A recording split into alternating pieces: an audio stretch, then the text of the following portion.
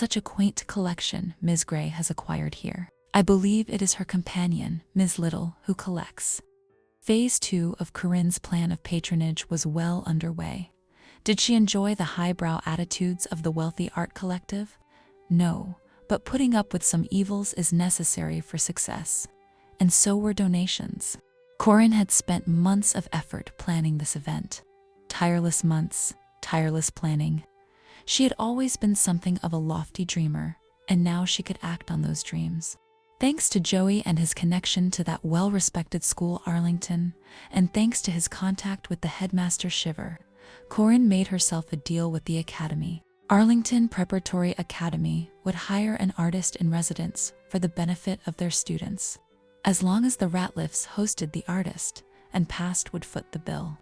Thanks to Nicholas, Corinne had received endless miniatures and portfolios from artists up to 100 miles away. She reviewed each carefully and made her decision with finality. Her first resident would be a painter called Lynn Coleman of Brindleton Bay. She did wish Joseph had more of a role in her dreams of patronage, but how could she fault his dedication? Well, she could fault it a little, especially when she realized how late she was. "Don't you understand what you've done? I thought you wanted a resident artist. The woman's work is wonderful, and I don't believe Shiver will take too much convincing that a woman can handle the job." "I don't mean about the artist, Joey. I mean your sweetness.